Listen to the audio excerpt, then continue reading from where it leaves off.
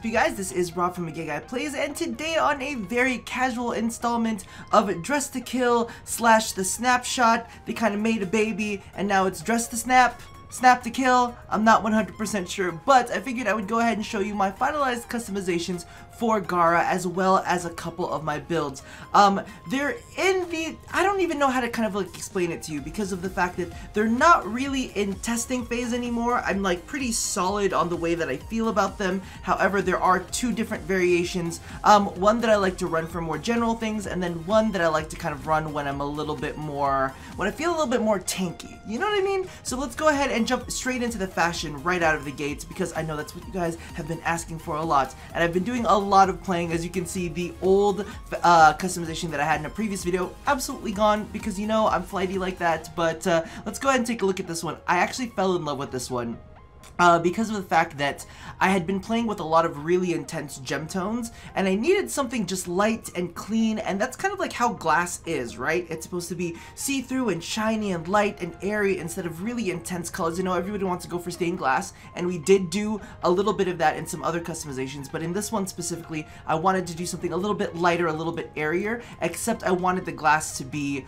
I guess you would say, a little bit deeper and darker than some of the other colors that we saw. So the armor itself is fairly light, but the glass is a little bit more intense. So let me go ahead and go through that with you real fast. As you can see right here, this is in the classic saturated palette, and that's the color we're looking at.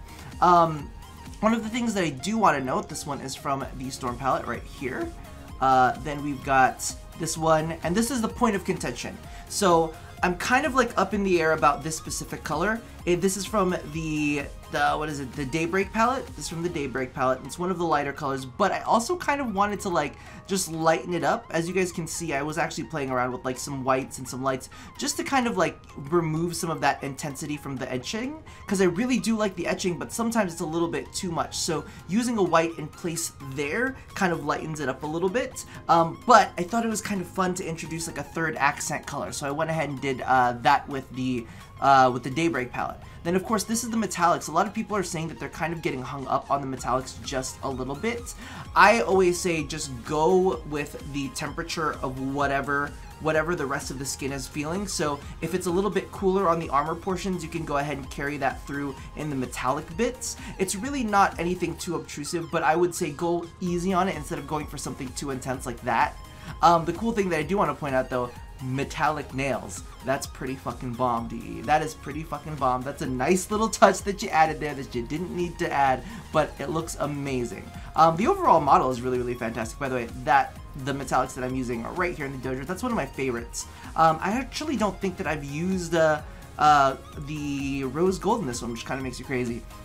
This one is the energy color, so I've actually opted for something a little bit darker. I was actually trying to go for like an obsidian kind of color, but as you can see right here, the darker colors don't really even make that much of a difference if you go dark. It just really fucks with the sigil color. That's really all it is. So if you look at that right now, you can't actually really tell too much with the glass when you go super, super dark. So I decided to go with something a little bit midway. You still get that same feeling, but it doesn't fuck with the sigil and whatnot. So I figured I would go ahead and do that.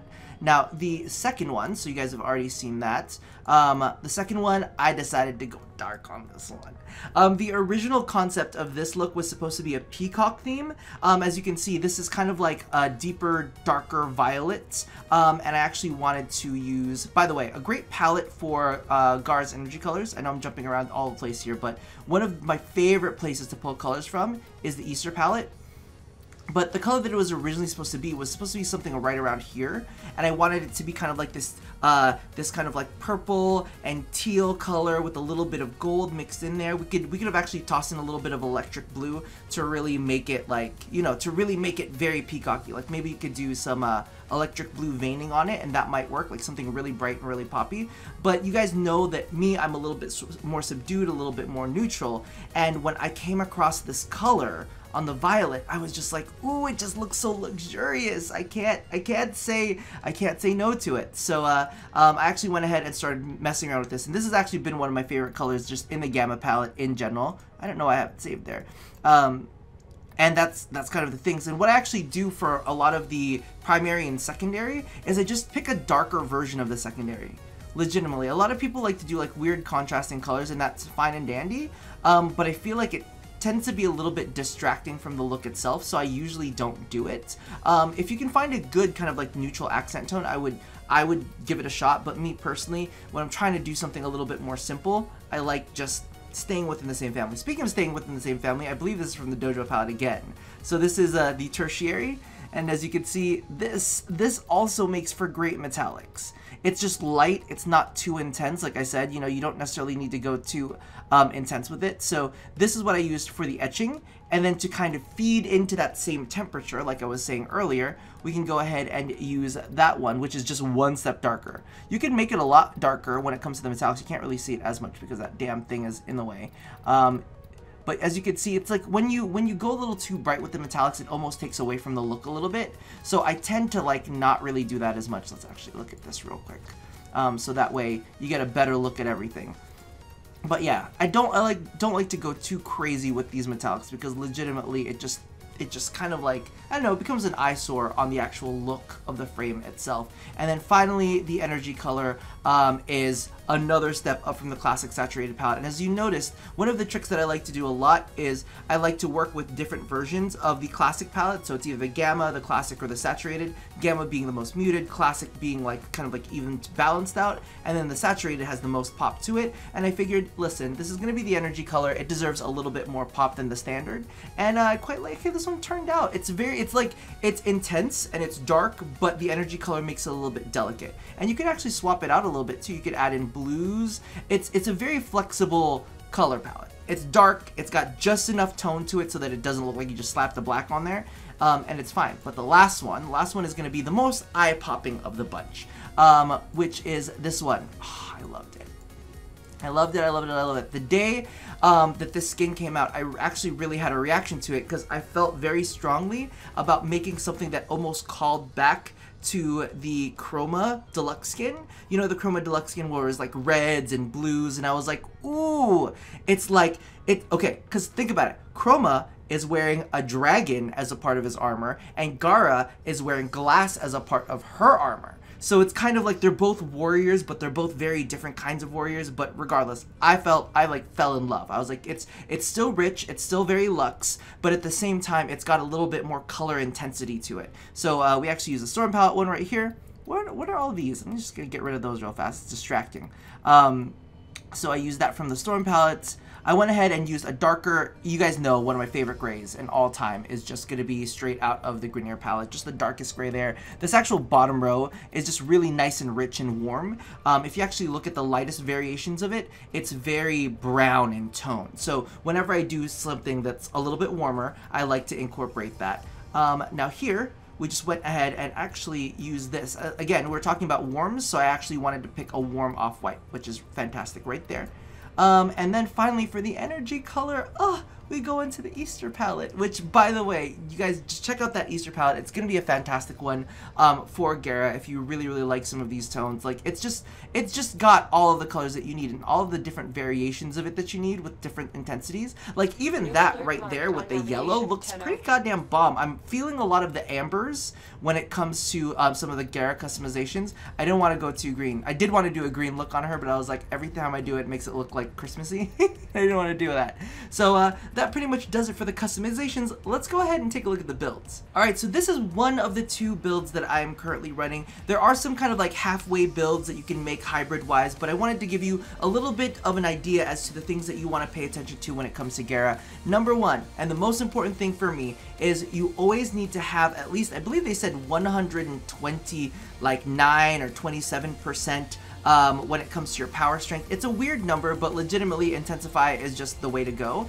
So I always keep at least Intensify in the actual build itself, because anything less than Intensify is not going to give you the full 90% damage reduction from Gara's 2. If you guys want a little bit more information for me to get a little bit more in depth into the actual abilities, make sure you watch my previous video where I show you all of the cool tips and tricks that go along with it. Right now I just want to show you the build, builds and what I've been playing around with and why. So keep that in mind. If you need more mechanical info, I'll go ahead and link the video that you guys should take a look at.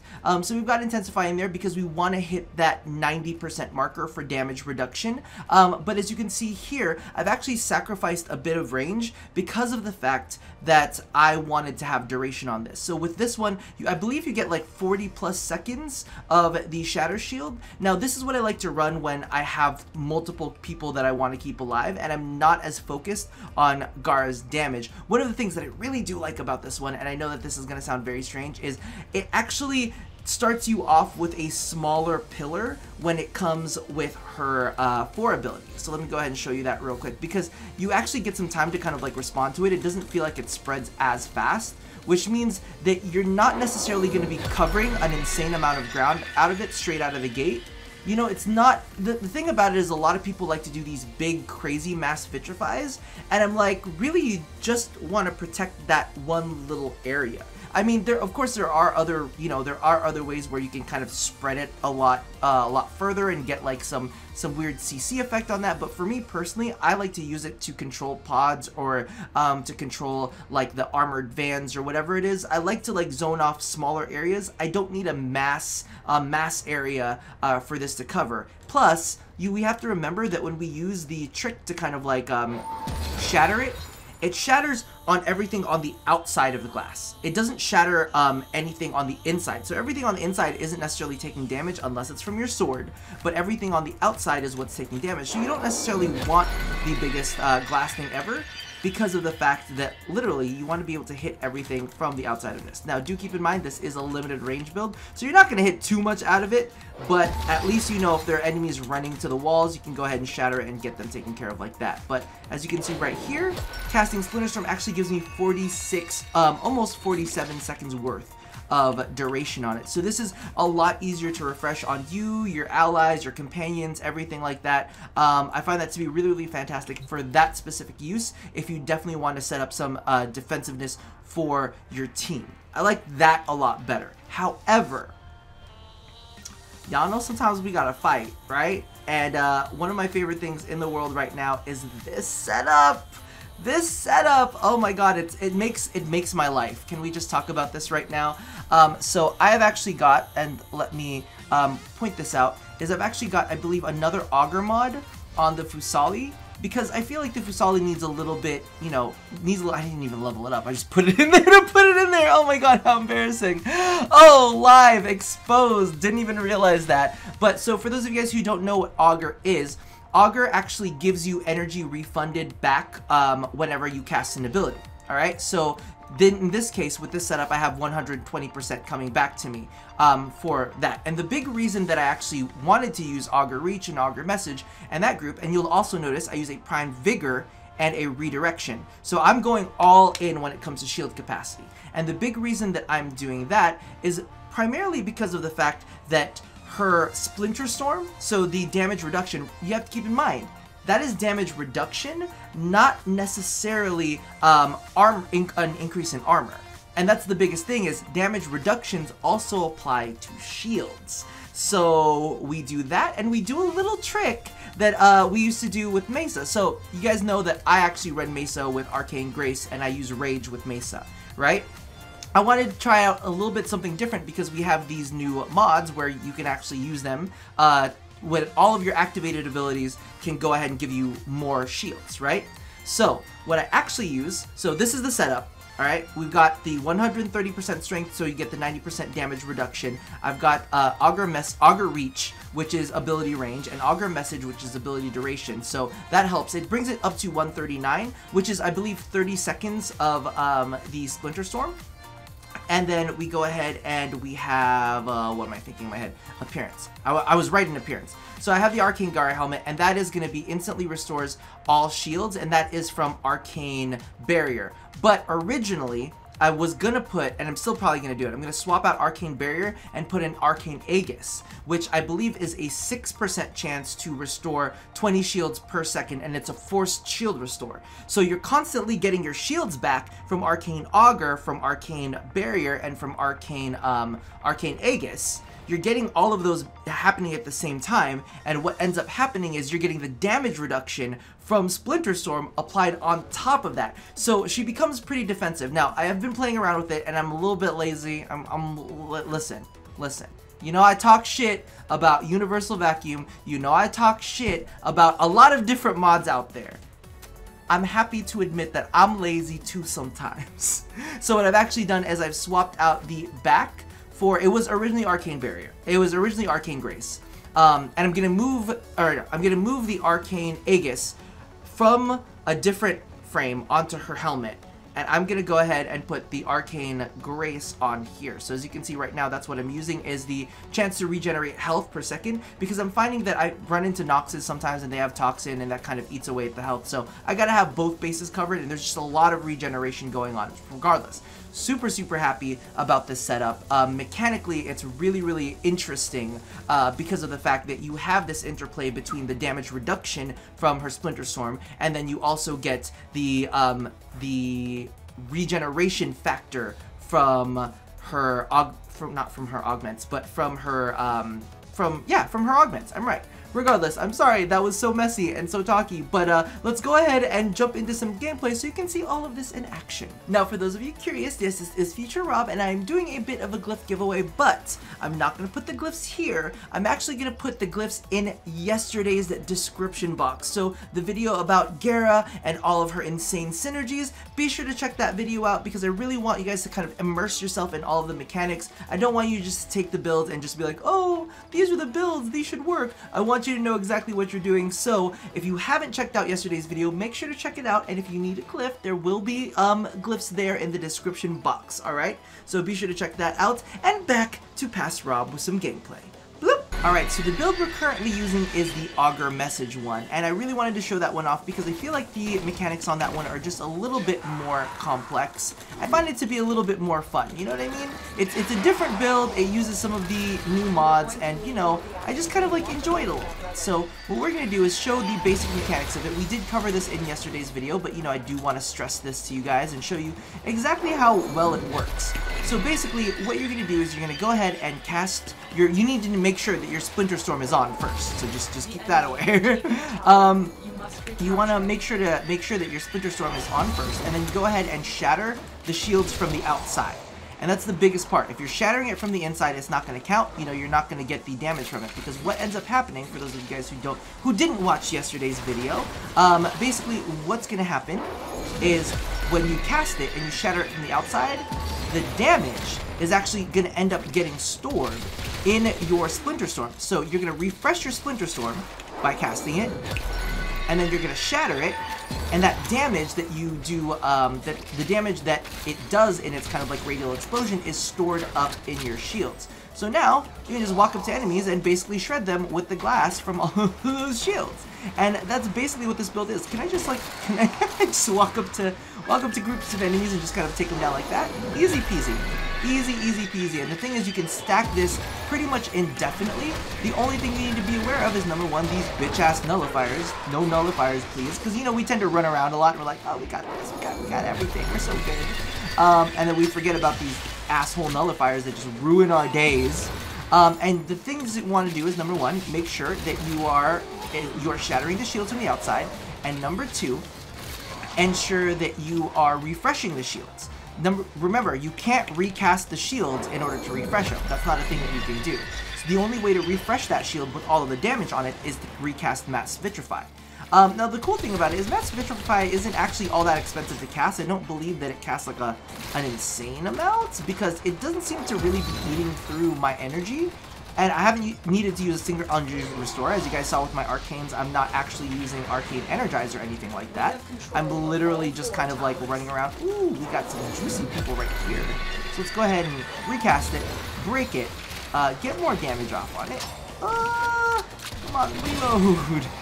And then walk through these enemies like they ain't shit. And that's one of the favorite things about this, is because of the fact that not only are we getting a damage boost, the DPS from the actual aura itself, but we're also getting an 80% damage reduction on top of all of that, right? Look at that. We just no, you can't get away with me. Sorry. I've actually. Oh no! Oh, no, no, no. So, the thing about this is, we talk about this, oh, it's OP, but sometimes we don't recharge our shields in time, and sometimes we forget to do that. So now I have to start from scratch all over again, building up those stacks all over again. It makes me very, very sad, and that's why I feel like, I know that a lot of people are like, oh, this is OP, it's gonna get nerfed, and while I think that it might end up getting rebalanced a little bit, I do kind of want to remark on the fact that this is something that doesn't happen instantaneously. You do have to work on it. As you can see, that took several ticks before I was actually able to kill that heavy gunner. And, you know, while this is slash damage, these aren't slash damage procs, so they don't bypass armor. However, one of the things that I really want to test this with is Unairu. I really want to test this with Unairu because Unairu has what is it called? Has armor reduction. So part of me is very, very eager to see exactly how that kind of plays into it, because maybe, can I just walk around Vor? Can I just walk around Vor? Vor, you are dead from my glass shield. Eat it, bitch hole. Oh my god, I love it. Listen, I love this build. It's very maintainable. I haven't had to use Zeneric. I haven't had to use any tricks to keep my energy up. As you can see here, you know, we can continuously stack over and over again. You just have to make sure to manage your energy, you know, be cognizant of it. Now, if you want to use Zeneric, you can feel free to use Zeneric. And actually, we're going to troubleshoot something right now. I'm going to get into void mode and come back. Oh, and it's still there. The buff is still there. Good. So that way, you can kind of get into void mode very quick after you like refreshed it. And if you're Unairu, you can just dash through the enemies. Am I Unairu right now? No, I'm Vazmin right now. But you can just kind of dash through your enemies, strip that armor, and now you have this crazy damaging shield around. You can just walk up to them, so you can become this crazy melee master. And the thing about this is, even with the other build, you still do have to be in like melee range for the other build. The thing with this is, I think the innate damage aura around you is very, very small. So it's gonna take you're still gonna have to be close no matter what. And I think the range on this one is like 4 meters, maybe a little bit more than 4 meters. I don't know. I can't, off the top of my head, I do not remember, but I know that it's not a very big range, so it's not gonna be as insane. It's not gonna be as insane as like Ember's World on Fire. I know I say Ember's World on Fire, but it's really not gonna be that big of a range. It's just enough. But because of the fact that you do have that damage resistance there to keep you safe, you can feel comfortable to walk up to enemies and just bap them with all of your shard parts. I think it's absolutely amazing.